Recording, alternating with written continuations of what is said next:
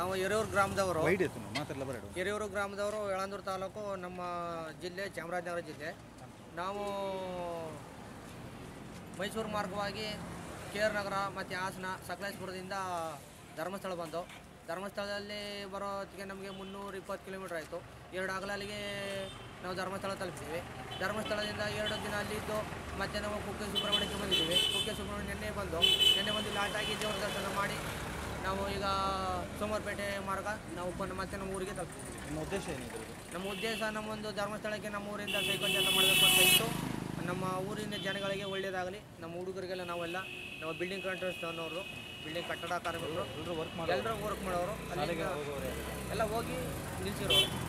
ನಾವು ಅಲ್ಲಿಂದ ದೇವರ ದರ್ಶನ ಮಾಡಿ ನಮ್ಮ ಜನಗಳಿಗೆ ಒಳ್ಳೆಯದಾಗಲಿ. ಸೈಕಲಲ್ಲಿ ಮತ್ತು ಮಾದೇಶ್ವರ ಬೆಟ್ಟ ನಮ್ಗೆ ಹತ್ರ 100 ಕಿಲೋಮೀಟ್ರು. ಅಲ್ಲಿಂದ ಅಲ್ಲಿಗೆ ನಾವು 10 ಬಾರಿ ಹೋಗಿದ್ದೀವಿ, 10 ವರ್ಷ. ಇಲ್ಲಿ ಕುಮಾರ ಪರ್ವತ ಚಾರಣ ಇದೆ, ನೀವು ಅದನ್ನು ಮಾಡ್ಬೋದಲ್ಲ? ಮಾಡೋದು ನೆಕ್ಸ್ಟ್ ಟೈಮ್ ಬಂದಾಗ ಅದನ್ನು ಮಾಡಿ.